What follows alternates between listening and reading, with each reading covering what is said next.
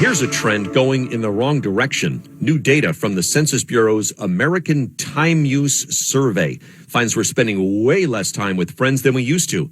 In 2021, the average American spent 2 hours and 45 minutes a week with friends, down 58%. It's even worse for teenagers, 11 fewer hours per week. More from Leigh Richardson, brain health coach and founder of the Brain Performance Center. Leigh, your reaction? Well, it was very upsetting, Gordon, because, we need that we're social animals. We need that social connection. And, a lot of people will say, well, it's because of the pandemic. And I disagree with that. This trend started before the pandemic.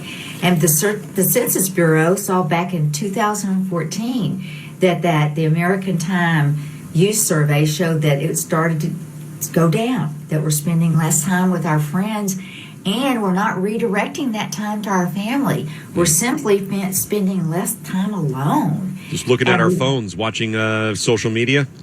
Absolutely. That's one of the things that was mentioned, social media, the way we're polarized, and then new technology. I see 6-year-olds that come in my office and they have their own smartphone. Wow. Yeah. The way you said it just there made me think we shouldn't call it social media because it's not really leading to social connections. We should call it loner media. It's creating more loners. Especially among teens, right? This is terrifying stuff, actually. That's a good term for it, because what we're doing is we're isolating. We're choosing to be alone. And it's that choice that's scary. And what was interesting to me, it's a pattern that applies to all age groups and both sexes, and it's universal. Now, it's the age 15 to 19 that I think has been hit the hardest by it.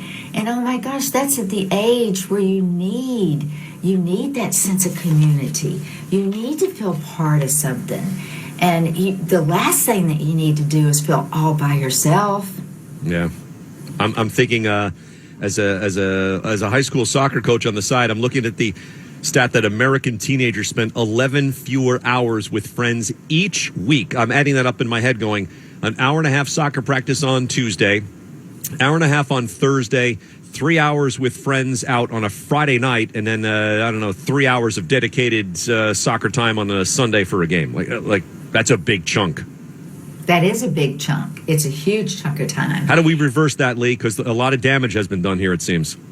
Well, I think that we have to reverse that with behavior modeling as parents and as adults. And I think, part of it kind of does relate to the pandemic, because I've had a number of clients tell me, Gordon, that they realized a lot in the pandemic. One of the things they realized is that they're placing far too much importance on their work. And they really are recognizing that there's more to life. But with that realization means that you've got to model that behavior instead of, we've all kind of blurred our home and our work life. And it's hard when you work from home.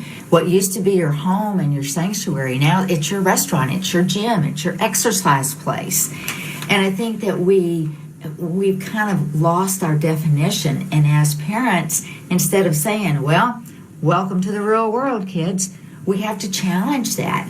And we have to say, are you taking care of yourself? And we have to encourage, build community. And I love the soccer. That's a great sense of community. And with what's going on with the World Cup right now, a kid should be getting together and watching that and picking their teams and rooting for them together. And as parents and as leaders in our community, we need to encourage that. Thanks, Leigh. Leigh Richardson, brain health coach and founder of the Brain Performance Center in Dallas.